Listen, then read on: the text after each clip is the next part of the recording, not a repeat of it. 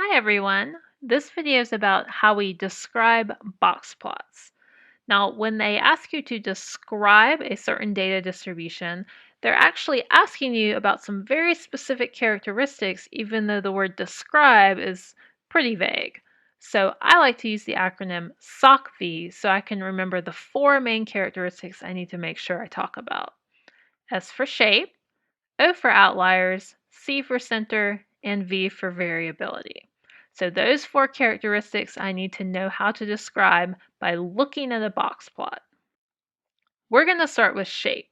When it comes to shape, there's only one thing we really need to talk about when it comes to box plots, and that is the skew of the box plot.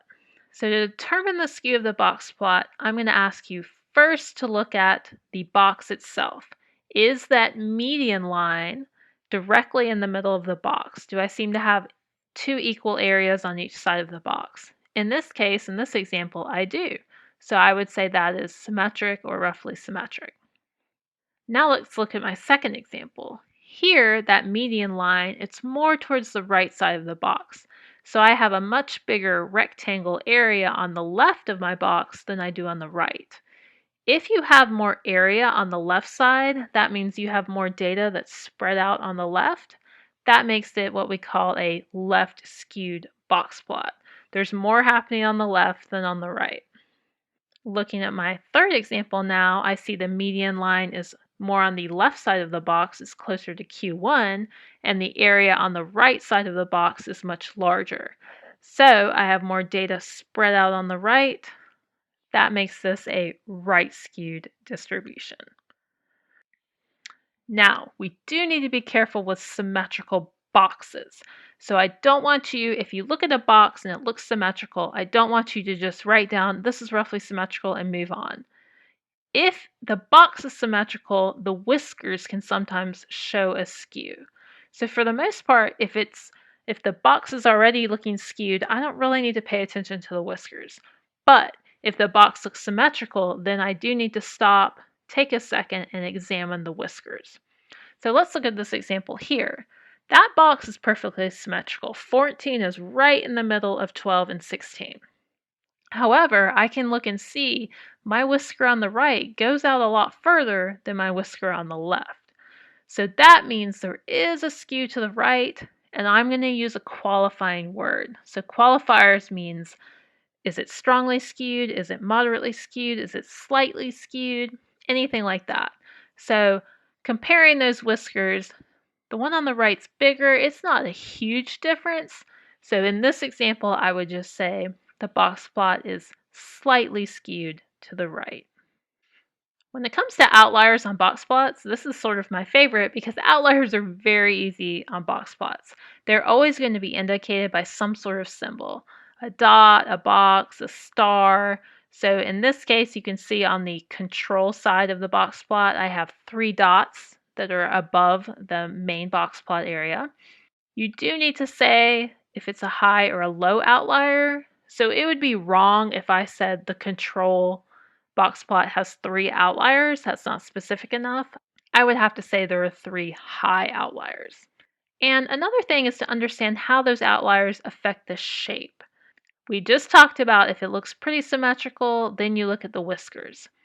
You also want to look to see if there's any outliers though, because outliers, they have a pull on the data, so they pull the tail all the way out to where they are. So if I'm looking at that control, just looking without the outliers, it looks roughly symmetrical. Maybe there's a slight right skew because that top whisker is longer and the top kind of corresponds to the right, whereas the bottom corresponds to the left because it's lower numbers.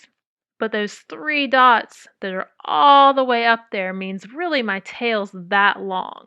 So I could think about extending that whisker all the way out to help me see that it's actually a pretty moderate or pretty strong right skew. The C in SOCV, which stands for center, this is a little different if you've already watched the histogram or symplots videos, because there it depended on if my data was skewed or if it was symmetric. With a box plot, we don't care. We're always going to use the median. And the reason we always use the median is that it's just very easy to read from a box plot. That line right between our Q1 and Q3 box, that's our median. If we can use the exact value, we want to use it. Otherwise, say approximately. So in this example, say I'm looking at the business, the green box plot. Because my axis doesn't have every little notch, I can't tell exactly where that median is. So I would say it's at approximately 86. I would have to say around or approximately 86 if you can't read the exact value. But if you can, we always want to use the exact value. The V in SOC-V stands for variability, and variability, there are always three measures we could possibly talk about: standard deviation, IQR, or range. Now, when it comes to a box plot, we always want to use the IQR. We could use the range because it is easy for us to see the maximum and minimum, but we always want to use the most specific measure of variability we can. So if it's easy for us to read the IQR, which it is from a box plot, we want to use that. Either find the exact value, or if you can't find the exact value, say approximately. So here's an example of one. Given that it's on this graph paper with my labeled axis, it's very easy for me to find the exact value for the IQR. So Q3 is 16, Q1 is 12, I subtract them.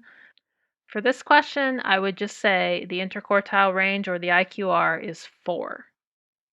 Okay, so that's it for box plots. If we go through SOC-V and just summarize, for shape, you need to determine the skew.